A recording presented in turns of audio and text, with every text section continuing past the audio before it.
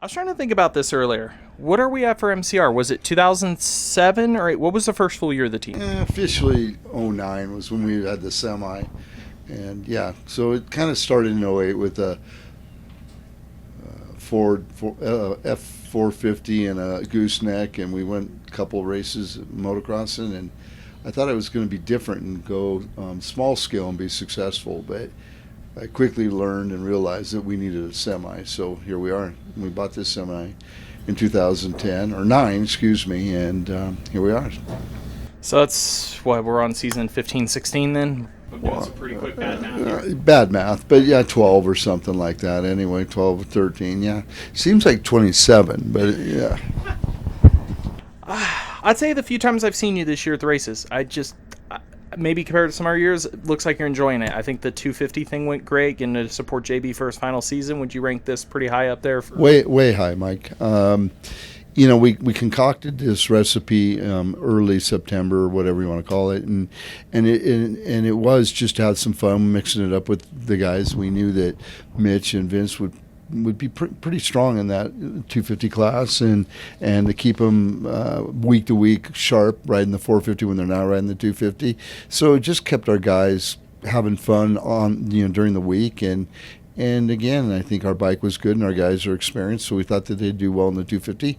And when they did, it was it was enlightening and exciting. And then to the JB component, it was absolutely a farewell tour from us to him and him to us, I guess. And it was easy to see that that'd be a fun thing to do. And in retrospect, we were really right, because we've really enjoyed just seeing him wind it down over the last few races. Yeah. Same thing, just looking at the way he's carried himself this year, I'd say he's the happiest since the last time he rode for you. I felt like he looked from the outside like he enjoyed it more than the HRC days, definitely more than last year. Yeah, he likes us. We like him. We all get along well. He trusts our equipment. He trusts us as guys. And so that's a gigantic relief for any employee or any rider, right? And so and then I think that he was really just, he was, the old adage, smelling the roses. I think he was doing a good job of that. On the flip side, I think that, people don't realize how nerve-wracking it is for these guys to go race against one another. They think they're all just so good that they don't get butterflies and nervous. And so I think, to use a word that Justin used to me tonight, was, I said, "How you feeling? Are you melancholy?" He goes, "Not really." And one of the words he chose to use was relieved. And so what does that mean? Injury could mean don't have to stress about it. He's got a family. And so it's a lot of work, as you know, and a lot of mental and everything else. And to not have to do that, it's what he does, but it's tough. That's why guys quit. I think you guys have done this a lot of different ways over the years, from the size of the program to the people to what series you're running, all this different stuff. Again, JB, I know Mitchell pretty well. He's told me up and down this is the happiest he's ever been racing. Vince seems to be really enjoying it. You guys all, do you feel like you hit a really perfect recipe this year, compared to all the different stuff you've tried, basically? Well, you kind of learn after 13 years of what not to do, right? And so we've made some mistakes in quantity of riders, what we're trying to get out of it, the whole thing. But this has been fun.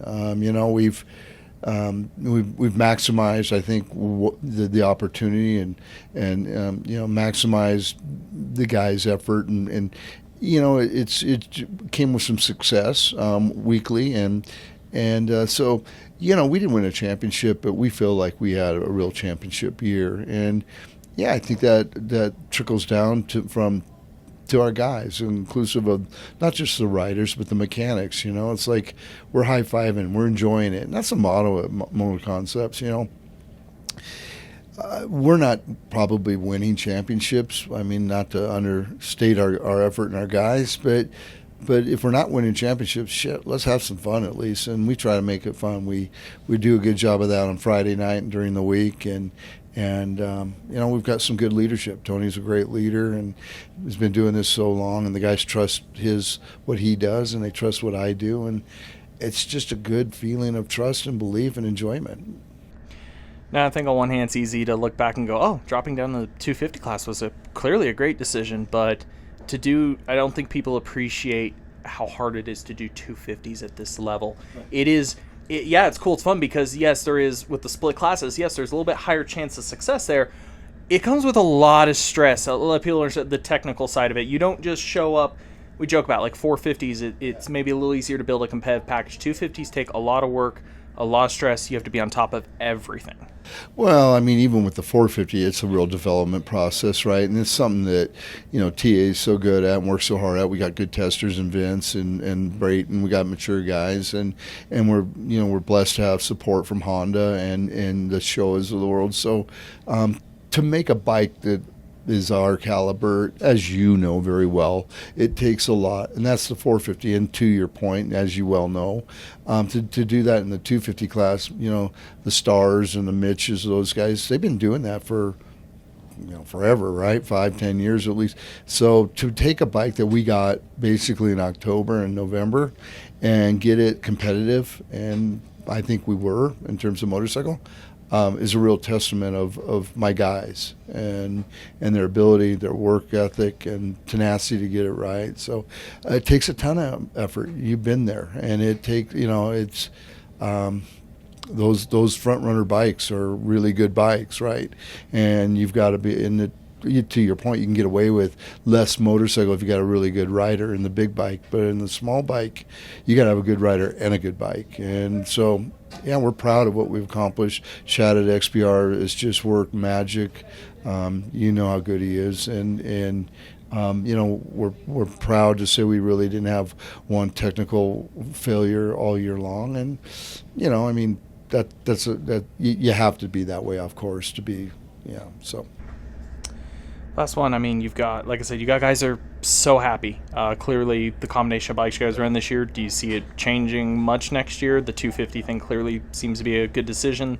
The guys, I always seen you as a very loyal guys towards guys that are loyal to you. These guys signed on and are happy, so I mean, from the outside looking in, I could see it working pretty well another go. Well, it's our full intent is to join the World Supercross group out of Australia and really go and try to be the, if not the premier team over there, one of them. And we're going to put a lot of energy, everything we've got to do that.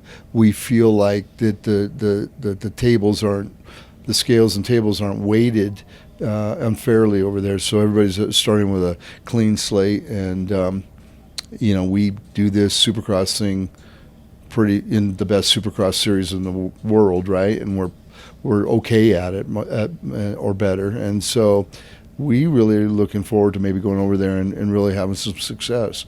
It's a new genre, it's a new everything, and so we'll see. But yeah, we're taking the guys that have helped us get to this point. Yeah, we're loyal to them, and they appreciate that, and yeah, they're loyal to us. Does it get you thinking of global? Does it get you excited? Because again, you said all right. You guys are doing really, really freaking good here. So you guys have package, but again, like I said, you're also up against a lot of people who've been doing it a long time, some longer than you. So like I said, it's a fresh slate. You're coming in after doing the 13, the 14, 15 years here of developing and getting ready to bring all that knowledge over to start. It's a kind of a clean slate. It's got to be exciting for you to come in and know, like, hey, like I said, you can be the premier operation there. You could be the best of the best possibly, and really put leave a mark on it per se.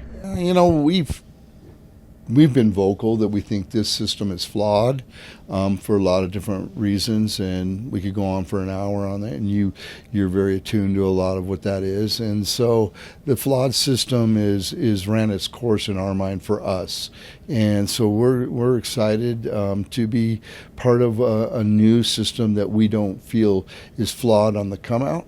And we might learn different, but we're going to go there and find out. And so yeah, it's exciting. We think it's a different platform, a different method of, and we really like, the 10-team format, equity as team owners and team personnel, and the F1 MotoGP feel that they're going to try to create. And so if they pull it off, we're relying on them to really, do the job right. But if they do, I think it's going to be maybe the new future. Not the only new future. This platform will probably stay strong forever, but a new platform and a new future for people that maybe could use a new platform. Well, congrats. Anything making it past 10 years is pretty nice for as no team or to go well past that and be successful. And like I said, I think to continue not only to be here, but to continue to grow every year.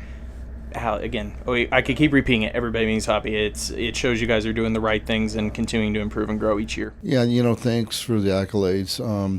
We don't hear it as much as we feel like we'd like to hear it, but we're pretty independent on our own thinking. So it's just a testament of a lot of money. You know that drill, work, intelligence, heart, rider capability, and the list can go on. So it's a lot of everything to be at our level, and sometimes we get less credit for being at this level, but the reality is being at this level without the money and then without the riders that the other guys get, it might be actually harder for us to do it than it is for the other guys.